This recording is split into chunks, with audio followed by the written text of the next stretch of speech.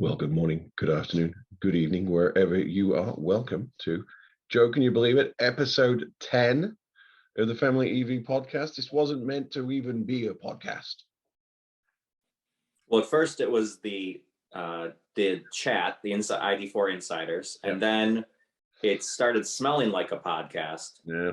And then it eventually just became a podcast at this point. So it's even Apple, after weeks of not recognizing us as a podcast, now officially does. Yes, indeed. So in the show notes, you'll see, and please subscribe to the podcast on its own terms. You'll see a link to Anchor, which has then got links to Apple, Spotify, Google Podcast, and if you need to, just you can still watch it on YouTube. Sorry, I can't open apps on this device. What did you do? That wasn't me. That was you. That was you. Because I use someone's words, obviously. That we do not speak of. that we do not speak. Yeah, do not use those words. I'm not. I'm going to. I just know, having said that the one to the side of me will go off imminently. I'm John, and this is Joe from JKEV. I'm your regular EV dad.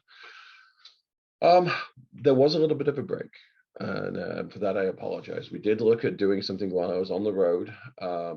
However, there is a situation here where Joe's a Luddite, and he uses only tablets or a work PC, and it's just too much work. And I'll explain in a minute why not. But so sorry for the pause. But we're back with no plans to disappear.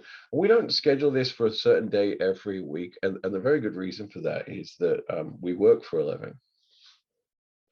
Joe is a CPA type person, and I'm weird. So I am the chief marketing officer for a security company, and I have a bit of a schedule. So I'm off to LA next week to be charming. So we have to fit around these things, but hopefully you find the content engaging. This is for those who've been following me on YouTube.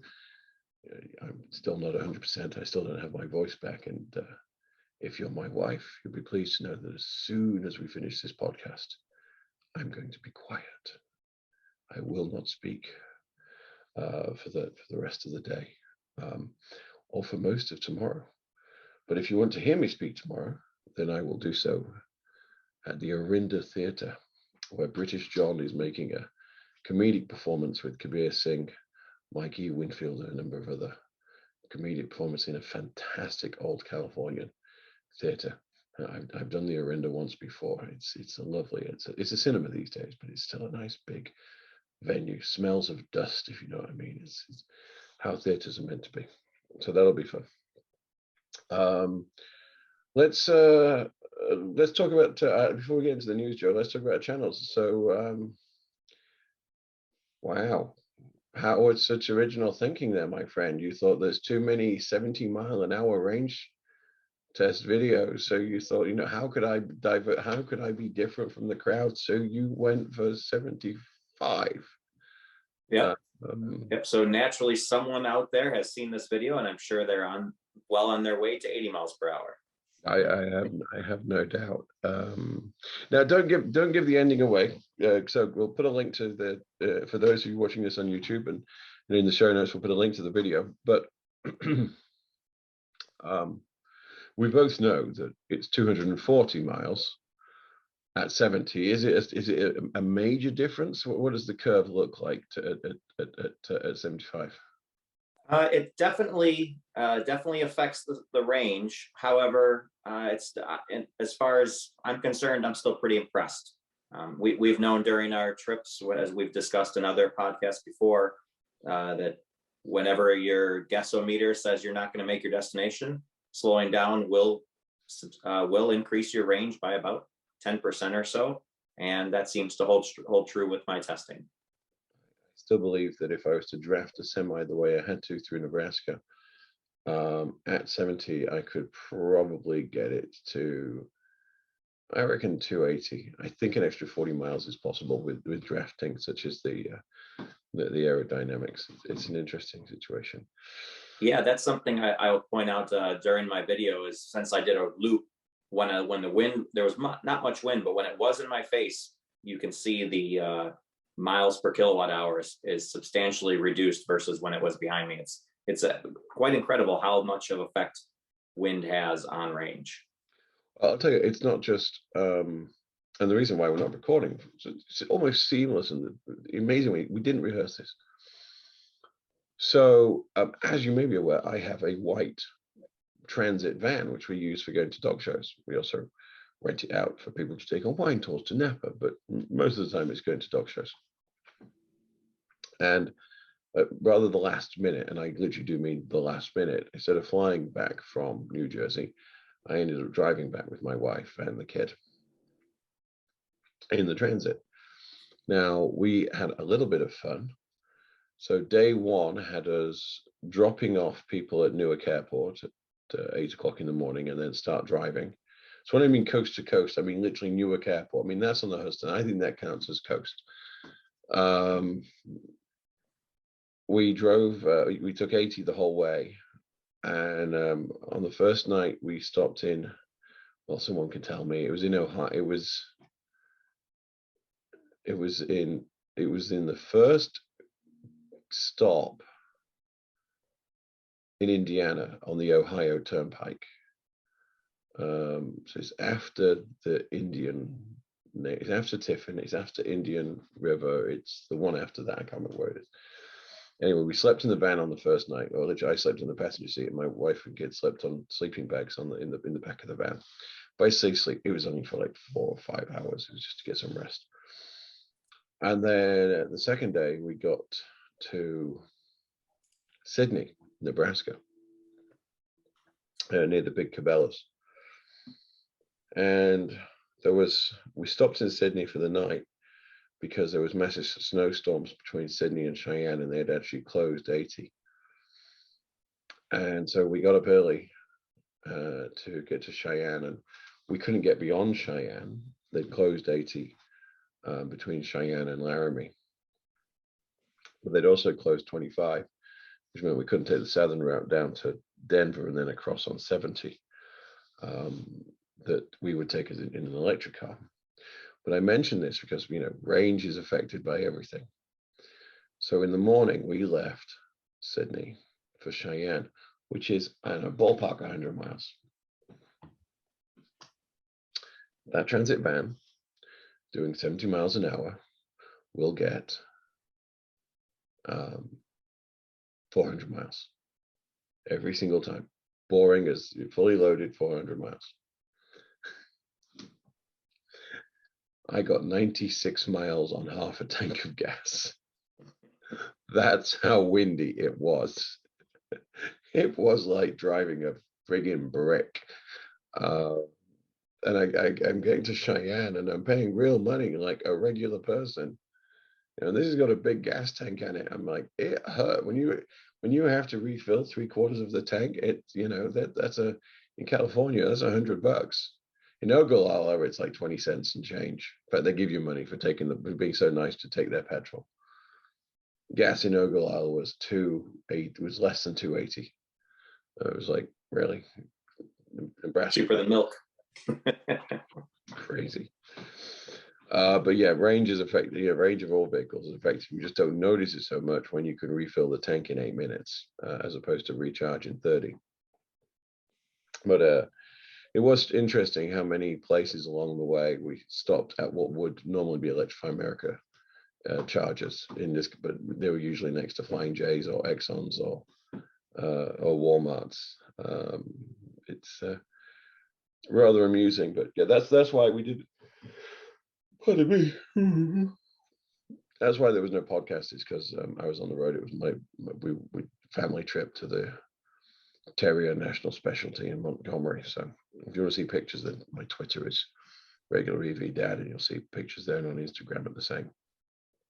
And yeah, I'm still not well. 2 weeks I've now had very little voice. So if you're married to me, it's awesome. If you're not, Just sounds like a very British Barry White right now.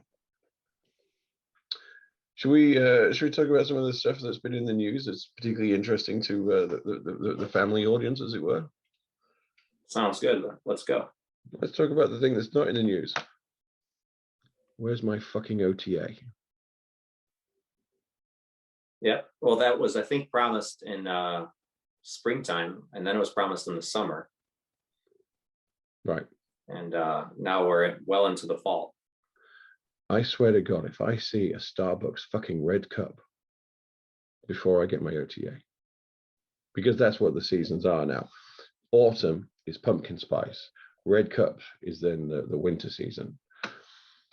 Pardon the profanity, that's probably going to get sanctioned, but this is, I have no inside track on this, but, and you can go to any of my Green Glow chats to talk about this. I have lived a life of software hardware.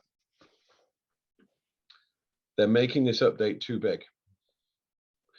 Incremental is the way to go. There are some updates for this car. It's not had an update since it was released onto the road. This update has a very Windows Millennium feel to it. The multimedia system, the fact that the sound still cuts out is a safety issue. It needs to be updated. I don't care about super fast charging. I mean, I care, but it's not on the list of things like a priority, because, you know, I'm not road tripping it every single day. Hell's teeth, I've not even done 100 miles in it in the past month. I should say we shouldn't just condemn Volkswagen. I've heard, actually, I've been thumbing around the Ford forums, and it doesn't seem like Mustang owners are too happy about the promises they've been given as well. No, but these are promises that have been made, and just start pushing small updates. We don't need big multi-gigabyte updates. Small and incremental is fine. That's what we, until recently, I worked for a company called Securonics. I was the director of product marketing. We had a cloud-based platform. We pushed updates every 2 weeks. We didn't redo the architecture every 2 weeks. We pushed incremental positive changes every 2 weeks, minor tweaks, you know, big pushes every now and again, but there are a million small things that car needs to make it a better, safer vehicle. And I just find it annoying. I don't want travel assist to be able to see in the dark and avoid bloody aliens. I just want the Bluetooth to be, I want Android Auto and Bluetooth to be reliable, so that I'm not resetting the multimedia system while I'm driving with the kid in the back. It's as boring as that. So just stop doing the big shit.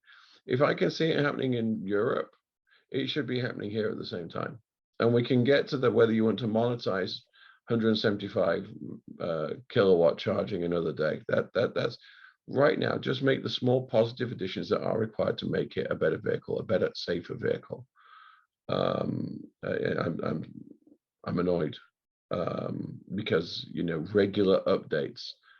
Well, it's been 6 months since I took delivery, and other people have had it longer. So we see what's going on in Europe with the ID3 and the ID4s. So frankly, it just the whole, oh, well, we want to get the 4-wheel drive version out the door and get it. Yeah, people with 2-wheel drive don't really give a crap about the people with 4-wheel drive. It's and I was talking to my dealer recently, and they're offering people incentives and gift cards to cancel their all-wheel drive just to take rear-wheel drives, because it just continuously has been delayed. Yeah. Oh, my dealer here at Sunnyvale, Duke Mark, you know, would love to have more stock. He could sell all of these cars in a heartbeat. That's my rant for the day. And maybe there might be another one, but who knows? Let's talk about some positive though. Volkswagen Group more than doubled electric car sales in Q3 2021. Now, this was published by, I saw this on a number of different forums. And let's be clear, Volkswagen Group includes VW, Audi, Porsche, Skoda, Seat, and a few other bits and pieces.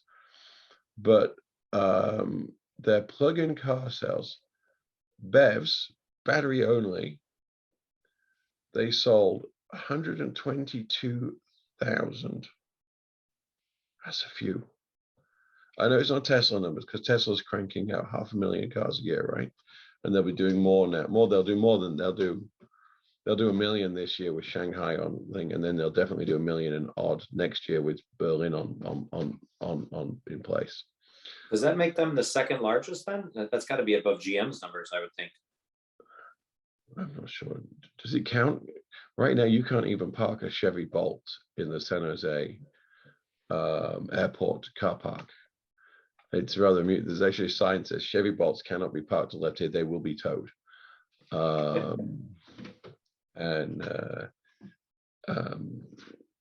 Yeah, the Chevy Bolt has become the Pinto of the EV world. But in addition, even with the percentage that have caught fire, it is still significantly small or less than any standard gas car. I'm not going to make jokes at this point. It's not an attractive vehicle. Setting fire. Well, we know that. Yeah, that's kind of the rule number one that they messed up. Yeah, setting fire to those things only improves them aesthetically. They made the Volt, which I thought was a good-looking car, and then they completely strayed away. I'm not sure why. Chris Harris, respected British journalist and race car enthusiast, did a brilliant review of the Chevy Volt with a V, Victor. I was very keen for it, but my BMW came in at stupid money, and I got the i3 instead. Now, in addition to those 122,000 battery onlys, they also produced another 74,500 plug-in vehicles, plug-in EVs, plug-in hybrids. So they were up 109% year over year for pure battery, and up 82% year over year, to just under 200,000. That is a major for a company as big as Volkswagen. And I can't go into the percentage of sorry, I apologize, my number's wrong. That was Q3 2021. And that was just in that quarter. In 2021 as a whole, they sold nearly 300,000 battery only vehicles, 246,000 plug-in hybrids, for a total of 540,000 over the past 9 months. That is last year. So this is where they're growing. Last year, their total in 2020 was 422. So 539 for 9 months over 422 in 12 months. That is phenomenal growth. And obviously they're selling a lot of these in Europe where they need to get the credits to get retirement of the fines against them. But yeah, it's made up. It was 160 by over 9 months globally. Volkswagen was 168,000 of those 539. Audi was 52,800. Skoda's 32,000. Seat 8,800. Porsche at 28,600. And we'll come back to that in a minute. And this is one that surprised me. Volkswagen commercial, 2,300 vehicles. So I'm not sure what that is, but just don't sell it here. just phenomenal. Their top five, unsurprisingly, the ID4 at 72,000, the ID3 at 53, the e-tron at 36,000. Really, rather just amazing performance. And I think one of the other things that struck me is, and it came out at the same time, is that this year the Porsche Taycan has outsold the 911. Think about that. It's pretty impressive. And I actually, I believe it, because I feel like I see more Taycans on the road than I do 911s these days, especially around here, at least in Chicagoland. Well, and so the interesting thing about that comment, and I may have said this before, I said this in a conference. Actually, I don't know if I put this on, but I was talking to Kyle a couple of weeks ago, and we were talking in the morning. I can't remember the reason why, but we were talking in the morning as I was driving over by Cupertino, and I was driving past Apple headquarters. And you would expect to see a lot of Teslas, right? No, Taycans. I mean Taycan, Taycan, Taycan, Taycan, Taycan, going into Apple headquarters. Just it's very much the car of this particular moment. But they've sold 50,000 of them. I mean, that is phenomenal. And the reason that I'm really happy about this is it just proves the rebates don't mean crap. No one's spending 100 grand and change.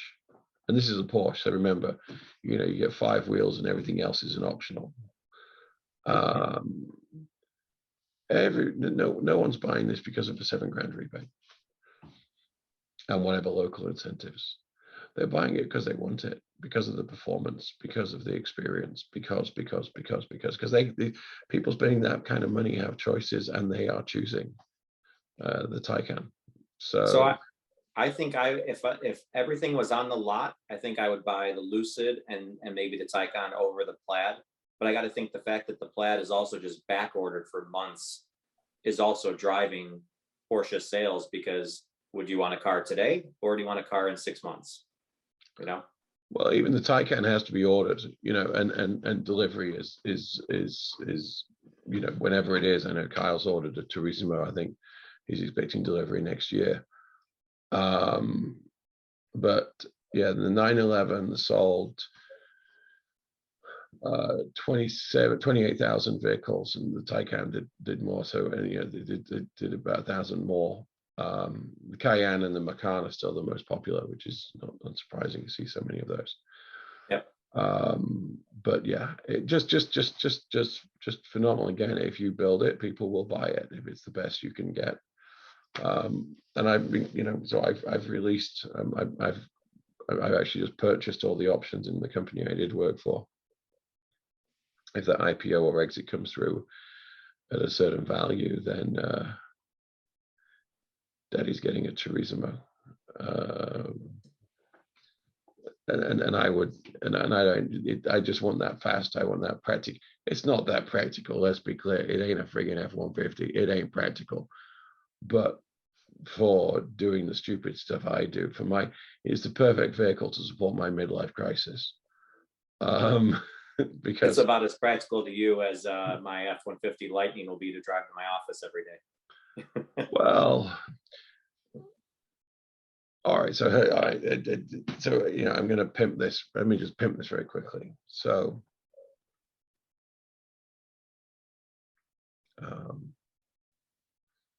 if you don't know this one, I love my comedy. I'm a disciple. For those of you old enough, I was brought up on a diet of Bill Hicks, and it's always been my dream to perform, and I did perform in Texas quite a lot pre-COVID. And so on November the 1st, because of some interesting reasons, which I'm not going to go into, I have been given a golden ticket to do the Kill Tony show in Austin. Now I only have 1 minute. If you want, tell you what, Joe, do you want a preview? Let's see. 1 minute of comedy. I'm running off by the way, I won't have my thing, but I've make sure you don't copyright yourself. So you'll have to I'm going to pretend this for you. I'm keeping the mask. It's the solution to British dentistry. These aren't even my teeth. These are Tic Tacs that I super glue in before each show, and they're easy to remove if I want to be Tony's feature. In case you're wondering, I'm not actually the gay butler from Downton Abbey who's let himself go. Yes, I'm truly am blessed to be here. This is the accent you could have had, but I see you all decided to go with that very feminine John Wayne ordering avocado toast. I don't remember him asking the bartender for a seasonal IPA, but these were your choices, not mine. Our countries are very similar and very different at the same time. You've decided that you're going to create your leadership through some kind of Fox News reality TV program, and then I'm fine with that. I respect that. Hell's Teeth, we gave you Simon Cowell. It's partly our fault. Where I'm from, we kind of go with the Kentucky Appalachian model. So someone has to screw a cousin, and the baby becomes a king. That's our time, and that's my time. 1 minute. So anyway, I got 1 minute, and that's my minute. And if you're in San Jose, any open mics next week, you can see me road testing that a lot. I have 1 minute. We'll make it count. My one shot. Let's apply some Hamilton to it. I am in Texas, so I have to resist doing all my bad things, like, Joe, I don't know if you're aware of this, Joe, and I don't know your politics. I don't want to offend you in any way, but when it comes to birth control, the pill is the second most effective way of swallowing something to avoid pregnancy.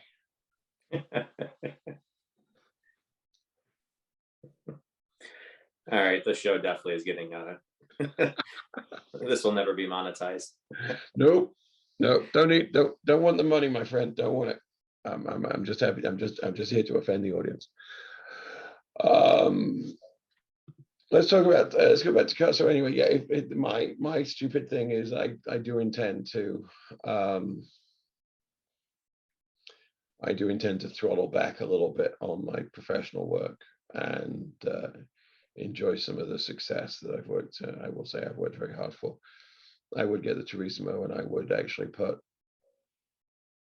hundreds of thousands of miles on it every year. But I would teach it it would be my touring car. And to the people of Wyoming, I say this: if you don't want me to perform in Cheyenne, don't build a DC fast charger. That's how you keep me out. Otherwise, I am going to abuse that free charging.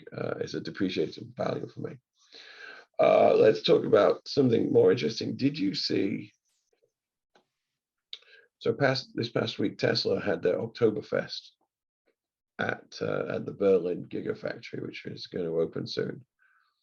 And two things came out of this. One is we actually got to see the structural battery pack based off the 4680 cells. And I have to say, it's so simple. It just makes sense.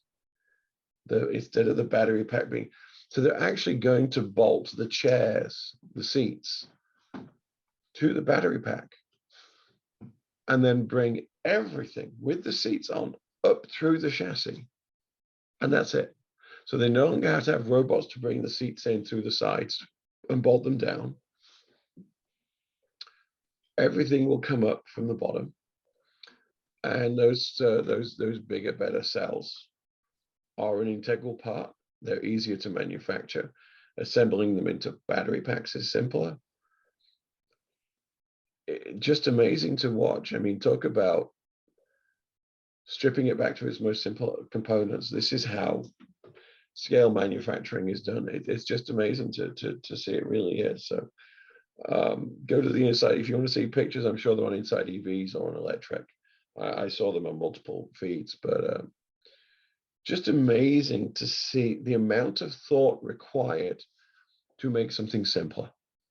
Normally we think to complicate, but this is just going the other way. Just really hits all my geeky buttons. The other thing is, and you're not going to believe this, Joe, but I've gone through the analytics and I have no idea why, but we have a sizable number of British people that are listening to our podcast and watching our channels. I have no idea why that is. It's just a guy from California and a guy comes from Chicagoland, but for whatever strange reason, British people keep tuning in. So Tesla. So if you're British, thank you. And if you're not, why are you not subscribed?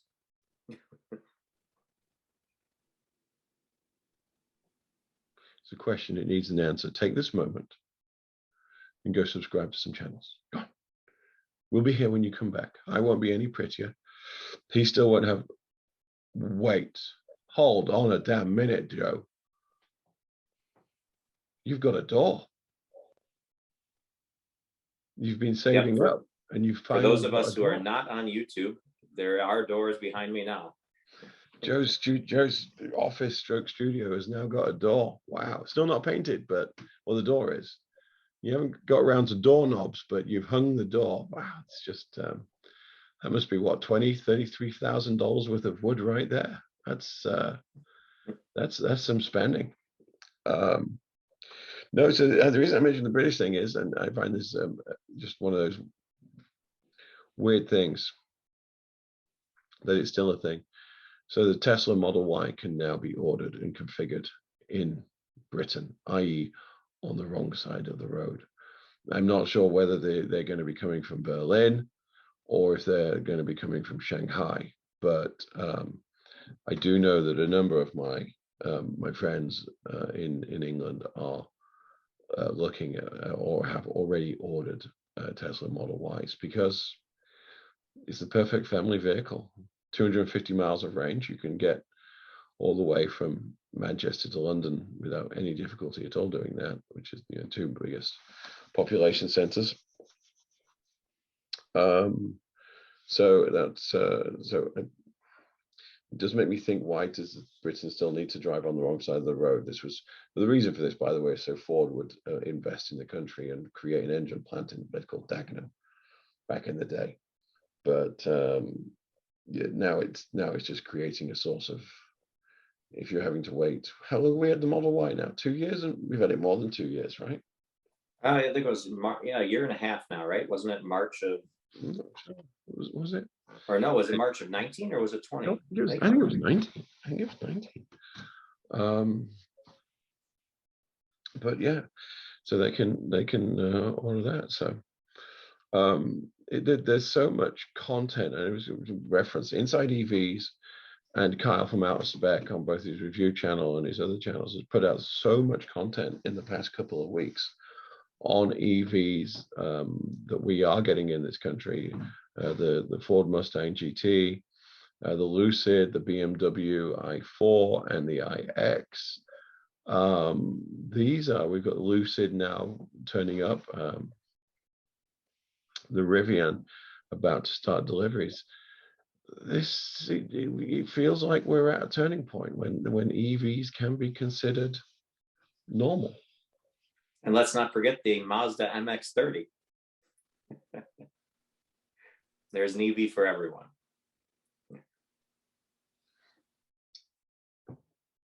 No, let's forget the Mazda 30.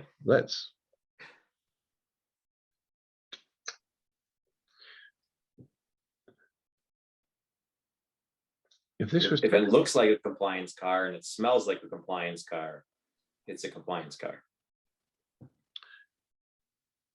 This is never going to get monetized. You know that, right? We threw that away about 10 minutes ago. Yeah, so that's why I'm going to keep going. Look, it is a beautifully appointed Nissan Leaf. That's what it is. It is a beautifully 100 miles of range with 34 kilowatt DC fast charging. And the reason why is because in Europe, they sell it with a wanker engine. I'm sorry, I meant Wankel. No, I think I got it right the first time. The Wankel rotary engine is an amazing piece of engineering. It really is. It's one of the most fuel efficient ways of creating energy. However, did you ever see did the RX-8 come out over here? Oh yeah, they last about 50,000 miles and then the engine blows. Yeah. Because it's really hard to get the steel and the aluminum to work effectively in that engine system. Centrifugal forces have an effect on everything, including the injection system. It's an amazing principle. But so is monogamy. And that doesn't work out too well for 53% of people. It's clear. I have a theory about this, about the Wankel engine, not the monogamy or the Wankel engine. The Wankel engine.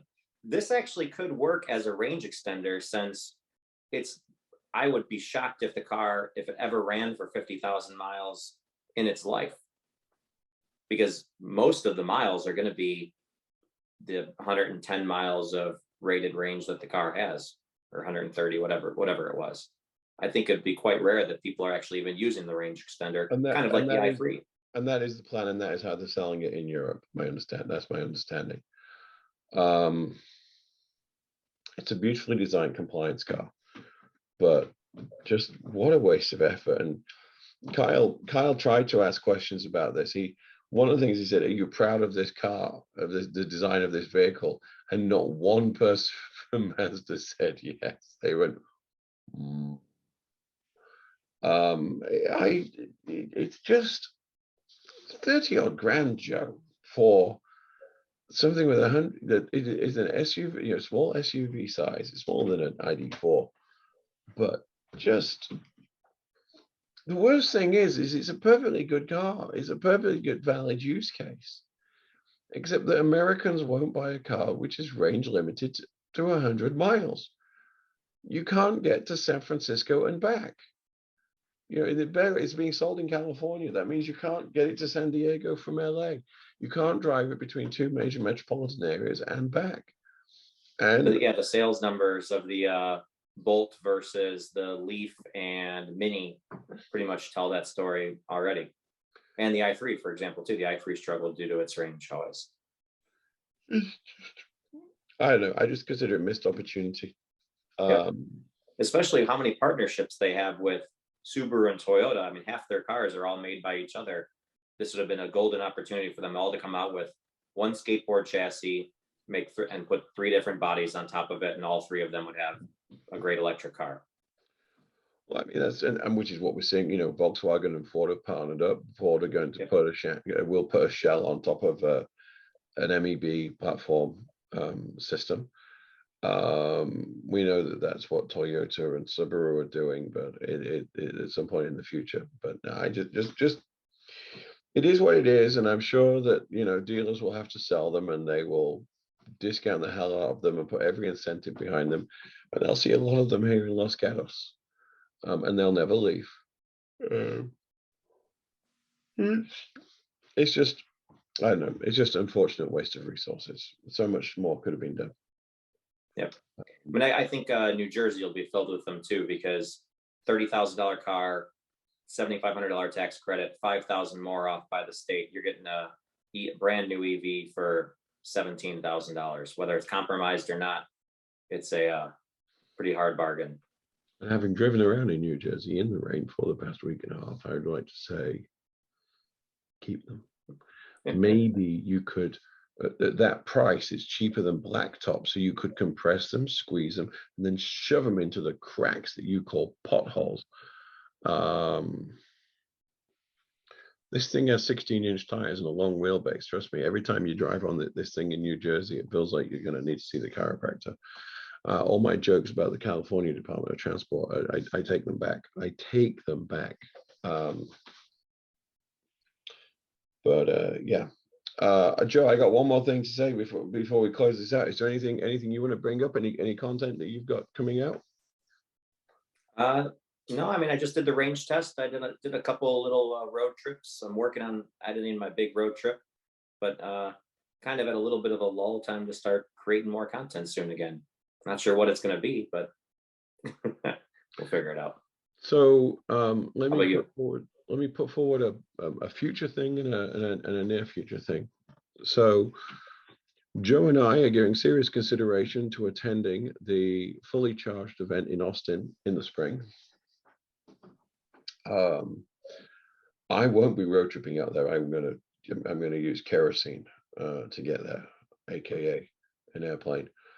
I'm just gonna be too busy that time of year to be road tripping to Texas and back. But we're both planning on being there, and so we are looking at doing a meetup. I've also reached out to the organizers to ask if there is a call for paper, so that I can talk about family sustainability as a whole, using the setup that we have here at the house as an example, and actually go into the costs of sustainable motoring, through the use of solar and off-grid usage and all those elements. I'm also going to make a suggestion, as best I can, that should there be any form of entertainment, it should involve a British comedian who has some rather good jokes amongst his stuff regarding midgets and debauchery and the use of a British driving license to evade justice in America. It does have a couple of good jokes about EVs, believe it or not. It's a small audience, but I cater to it. But we'll also do a meet if we're both there, is the plan. Then we will also arrange a meetup while we're there. So just giving you that as a heads up. And then coming back to comedy and EVs, which was always part of my plan. So I will be performing. This is my midlife crisis moment, my friend. I will be performing at Ha Ha's in Hollywood on November the 13th. I'll be doing 3 shows, the 7, 9, and 11 o'clock show. I will then be performing at the American Comedy Company in San Diego on Sunday the 14th. Now, all that is known, and I will be driving down from the Bay Area to Los Angeles on the morning of the on the Friday morning, because I have some stuff to do down there, and I have the weekend off for being a dad. On the Monday morning, I will be leaving San Diego very early and driving. God help me, Joe. Driving to Green River, Utah, the scene of the crime, and I will be picking up 2 dogs, two small Scottish Terriers who have been with some friends of ours in Vail. Why else would you go to Green River? Not for the coffee. Sorry, Green River, Utah, but that coffee was great when you're really tired and really need it, but when you're sober. I'm much more of a fan of the restaurant across the street. That's my go-to. No, well, that may happen. And then I will be driving back to the Bay Area. So if you have an interest in joining me for that road trip, then I will spot you Southwest flights from the local area of San Diego. The timing is fixed, and no, I don't care if you can do it on a different day. I have to leave Monday morning with a full battery, and I have got to be back in the Bay Area on Tuesday night because I'm working on Wednesday. But if you want to do that, and then let me know. I have points coming out of the wazoo because of what I do for a living. So we will be. So if you want to join me for that trip, feel free. There will only be myself in the car. You must be fully vaccinated because Miss London is not. She is 5 years old and not able to get the vaccination. So you must be fully vaccinated. I will require proof of vaccination. I don't care if you've got a negative test 72 hours beforehand. I don't care. I worked in intelligence for too long. These are my rules. But you are more than welcome to join me as a co-pilot and do some of the driving and be on the regular EV Dad channel. So that's leaving San Diego on the morning of the 15th. And you might be in St. George or somewhere on the way. I'll pick you up. That's fine. And then I will spot you rapid reward points, whatever, to get from San Jose, San Francisco, the Bay Area back to where you need to be. Just wanting to meet the people, Joe. Just wanting to meet the people. Plus, it's a long way. I'll circle back real quick. I looked up those dates for that fully charged event. That's April 23rd and 24th of next year. So we will be out there for that. Anything else, Joe? I think we're caught up on the news. I see the missus is home, so looks like I have to go. Hey, if you haven't, thank you so much for watching. This has been, I've been John. That has been Joe. He's from JKAV. I'm your regular EV Dad. You can get this podcast wherever you look for podcasts. Just look for Family EV. And until next time, be safe. Take care. Perfect timing. Hi, Mrs. Joe.